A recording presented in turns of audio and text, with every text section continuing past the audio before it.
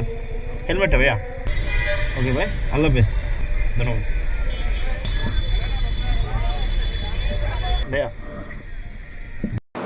আসসালামু আলাইকুম, welcome to my new blog. আশা করি আপনারা সবাই অনেক অনেক ভালো আছেন। আলহামদুলিল্লাহ, আল্লাহর রহমত ও আপনাদের ভালোবাসা আমিও ভালো আছি। আজ রোজ সোমবার 29শে জুন, অফিস ছুটির পর বের হয়ে গেলাম। আর হ্যাঁ, এখন সময় ঘড়িতে 6টা 25। অফিস থেকে বের হওয়ার 10 মিনিট পরে এই যাত্রী বাড়িটা আসে। আর আপনারা অনেকেই জানেন যে আমার বাসা মিরপুর, আর এই যাত্রী বাড়িটা এসে বলতেছে মিরপুর 6 যাব কিনা।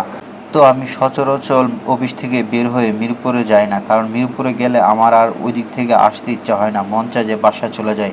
তো আজকেও ঠিক এই ভাইটাকে আমি যখন উনি আমাকে বললো যে মিরপুর যাবো কি না, তখন ওনার থেকে ভাড়া চাইলাম আমি 250 টাকা, মানে একটু বেশিই চাইছি যেন উনি আমার সাথে না যায়।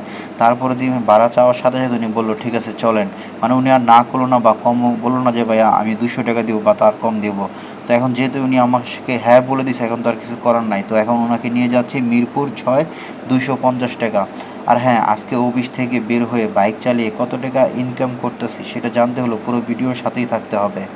তো অবশ্যই পুরো ভিডিওটা দেখবেন। যদি ভিডিওটা ভালো লাগে তো একটা লাইক করে দিবেন। তো কথা না বাড়িয়ে চলুন। ভাইটার সাথে কথা বলতে বলতে চলে আসলাম মিরপুর 6।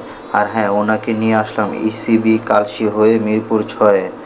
আর ওনাকে নিয়ে রওনা দিয়েছিলাম 6টা 25, আর এখন ঘড়ির কাটা কাটা বাজে 7টা, মানে 35 মিনিট সময় লাগছে। আর অনন্যা থেকে বারিধারা থেকে মিরপুর 6-এর দূরত্ব হইল মাত্র 8 কিলো রাস্তা। 8 কিলো রাস্তা এসে ভাড়া পাইলাম 250 টাকা। এটা মোটামুটি অনেক ভালো ভাড়া।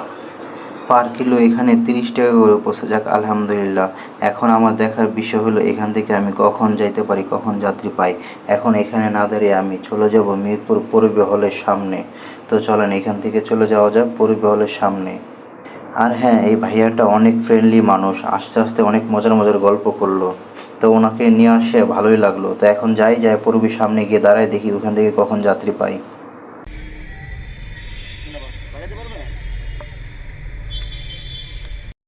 ওই যাত্রী বাড়িটাকে নামাইছিলাম কাটাকাটায় 7টা বাজে। তারপর আমি পূরবী সিনেমা হলের সামনে আইসা দাঁড়াই। এখানে প্রায় আমার 35 মিনিট চলে যায়। তারপরে এই আপুটা আসে। এই আপুটা এসে বলতেছে গুলশান 1 যাবে। তো ওনার থেকে ভাড়া চাইলাম 250 টাকা, কিন্তু উনি নাসের বান্দা, উনি 150 টাকার উপর দেবে না। তো কী করবো, অলরেডি এখানে 35 মিনিট দাঁড়ায় আছি, কোনো যাত্রী পাইতেছিল না, কেউ জিজ্ঞাসাও করে না। আর উনি এসে বলতেছে 150 টাকা যাবে গুলশান। তো এখন ওনাকে নিয়ে যাচ্ছি গুলশান। আর না যায় উপায় নাই, কারণ এখান থেকে যদি এখন না যেতে পারি তাহলে আমার হয়তো এখান থেকে বাসা চলে যেতে হবে। আর যেহেতু ক্যামেরা নিয়ে বের হয়েছি আপনাদেরকে আজকে রাইড শেয়ারিংয়ের ভিডিও দেখাবো, তো সেই জন্য ওনাকে নিয়ে যাচ্ছে 150 টাকা গুলশান 1। এই আপুটাকে নিয়ে কালশি হয়ে ইসিবি হয়ে মহাখালী আমতলী হয়ে সোজা চলে আসি গুলশান 1। আর পল্লবী থেকে গুলশানের দূরত্ব হলো 11 কিলো রাস্তা। 11 কিলো রাস্তা এসে ভাড়া পাইলাম 150 টাকা। এটা খুবই অনেক অনেক কম ভাড়া। এই ভাড়া আমি এত কম ভাড়া কখনো আসি না।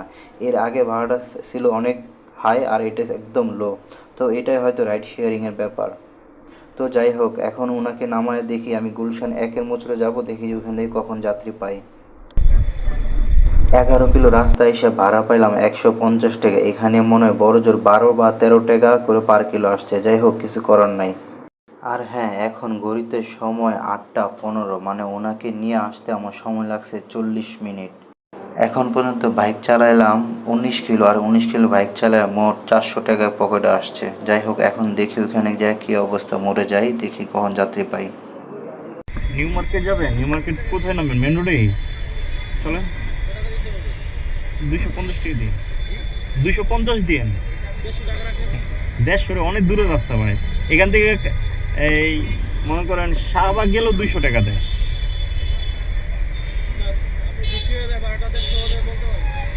200 টাকা হলে চলেন আজিমপুরে। ঠিক আছে, আসুন। আলহামদুলিল্লাহ, ওই আপুটাকে নামায় আমি মোড়ে আসার সাথে সাথে এই ভাইটা বলতেছে, দেখেন আমি কিন্তু ক্যামেরা এখন অফ করি না, এই ভাইটা বলতেছে যে নিউ মার্কেট যাবে। তো ওনার থেকে ভাড়া চাইলাম 250 টাকা। উনি বলতেছে না ভাই, 250 টাকা অনেক হয়ে যায়, উনি 150 টাকা দিবে। আমি বলছি না ভাই, 150 টাকা যাওয়া যায় না, যে 200 টাকা দেন তো যাব। তো উনি বললো তাহলে আমাকে আজিমপুর নামায় দিয়েন, মানে নিউ মার্কেটের পাশে আজিমপুর। তো আমি বললাম ঠিক আছে চলেন। তো এখন ওনাকে নিয়ে যাচ্ছি আজিমপুর 200 টাকায়। এই যাত্রীবাহীটাকে নিয়েছিলাম 8:15 কি 17-তে, আর এখন ঘড়িতে সময় 9:45। তো এই যাত্রীবাহীটাকে নিয়ে আমি হাতিঝিল, মগবাজার, শাহবাগ হয়ে টিএসসি হয়ে আমি সোজা চলে আসি আজিমপুর মোড়ে। মানে ওনাকে নিয়ে আসতে আমার সময় লাগছে 30 মিনিটের মতো। আর গুলশান 1 থেকে আজিমপুরের দূরত্ব হইল 9 কিলো রাস্তা। আর এই 9 কিলো রাস্তা এসে ভাড়া পাইলাম 200 টাকা, পার কিলো 20 টাকা করে পৌঁছে। যাক আলহামদুলিল্লাহ। তো এখন দেখার পালা যে এখান থেকে কখন যায়। মিরপুর থেকে গুলশানে যদি ওই আপুটাকে নিয়ে না আসতাম তাহলে হয়তো আজকে রাইড শেয়ার আমার ওখানেই শেষ হয়ে যেত। ওই যাত্রীটাকে নিয়ে আসছি বলে এই যাত্রীটাকে সাথে সাথে পাইছি। যাক আলহামদুলিল্লাহ, এটাই হয়তো রাইড শেয়ারিং। এখন এখান থেকে আমি চলে যাব ওই মোড়ে। ওই মোড়ে গিয়ে দেখি যে কখন যাত্রী পাই, ওখানে গিয়ে ওয়েট করবো। এখান থেকে এখানে দাঁড়াইলে সব গুলিস্তানের দিকে, ওদিকে অন্য অন্য দিকে যাত্রী আসবে।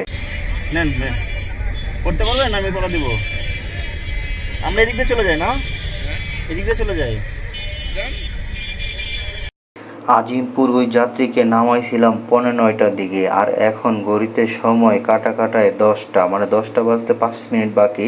মানে 1 ঘন্টা 10 মিনিট আমি ওইখানে বসেছিলাম। ওইখানে না, মানে আমি আজিমপুরে 5 মিনিট বসে আমি নিউ মার্কেটে চলে আসি। নিউ মার্কেটে এসে এখানে প্রায় 1 ঘন্টা মতো বসেছিলাম, কোনো যাত্রী পাইতেছিল না। তারপর যেতে মিরপুরের উদ্দেশ্যে রওনা দিয়েছিলাম, তখন ঢাকা কলেজের সামনে থেকে এই ভদ্রলোক বলতেছে উনি যাবে নকদা, নকদা বাস স্ট্যান্ড। তো ওনার থেকে ভাড়া চাইলাম 250 টাকা, কিন্তু উনি আমাকে বলতেছে ভাই আমি আপনাকে বড় যে 200 টাকা দিতে পারবো, আর আমার কাছে অ্যাবিলিটি নাই দেওয়ার মতো। তো এই কথা যেতে বলছে, আর এখানে কোনো কথাই নাই। তো এখন ওনাকে নিয়ে যাচ্ছি 200 টাকায় নকদা। অন্য জায়গায় রাখো।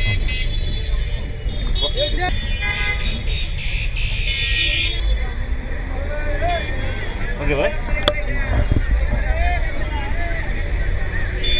এই যাত্রীবাহীটাকে নিয়ে মগবাজার হয়ে হাতিঝিল হয়ে গুলশান 1, 2 দিয়ে সোজা চলে আসলাম নকদা। আর নিউ মার্কেট থেকে নকদার দূরত্ব হইলো 11 কিলো 5 পয়েন্ট রাস্তা, মানে 11.5, মানে 12 কিলোই ধরি। 12 কিলো রাস্তা এসে ভাড়া পাইলাম 200 টাকা, পার কিলো এখানে 18 বা 17 টাকা করে পড়ছে। যাক আলহামদুলিল্লাহ।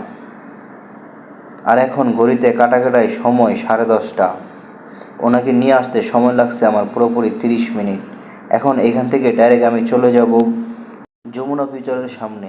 নকদা ওই যাত্রীটাকে নামাইছিলাম আমি 10:30-এ। তারপর আমি যমুনার সামনে আইসা দাঁড়াই, প্রায় আধা ঘন্টার মতো দাঁড়াই। তারপর 11টার দিকে একটা যাত্রী আসছে। এই যাত্রী যাবে মিরপুর 11 মেট্রো স্টেশনের পাশে।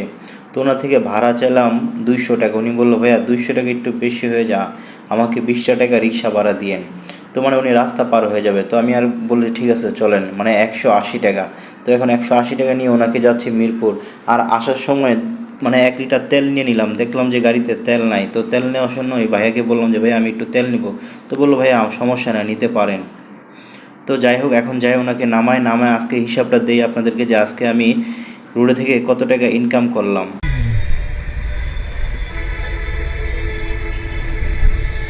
করতে পারবেন?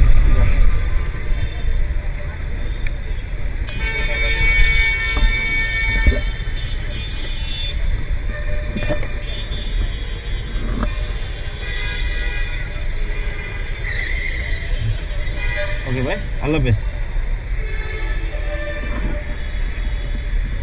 যাই হোক আলহামদুলিল্লাহ, মিরপুর চলে আসছি। আর এখন ঘড়িতে সময় 11:20। অফিস থেকে বের হয়েছিলাম 6:15-তে, আর এখন 11:20, মানে অলরেডি 5 ঘন্টা 5 মিনিট। যাই হোক 5 মিনিট মাইনাস করে দেন, বরাবর 5 ঘন্টা বলি। তো বরাবর 5 ঘন্টা থেকে রোডে থেকে আজকে আমি কত টাকা ইনকাম করলাম।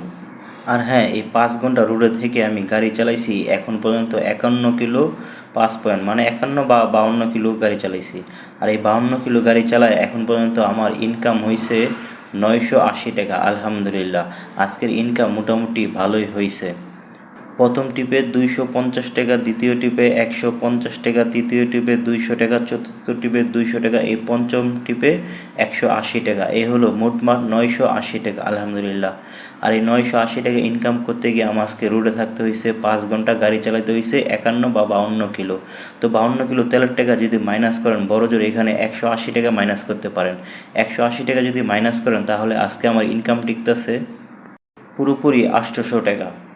তো যাই হোক, ভিডিওটা কার কাছে কেমন লাগছে তো অবশ্যই মতামত জানাবেন। যদি ভালো লাগে একটা লাইক করে দিবেন। আজকের ভিডিওটা বড় করতেছি না, আজকের মতো এখানেই শেষ করতেছি। ভালো থাকবেন, সুস্থ থাকবেন। আসসালামু আলাইকুম ওয়া রাহমাতুল্লাহি ওয়া বারাকাতুহু।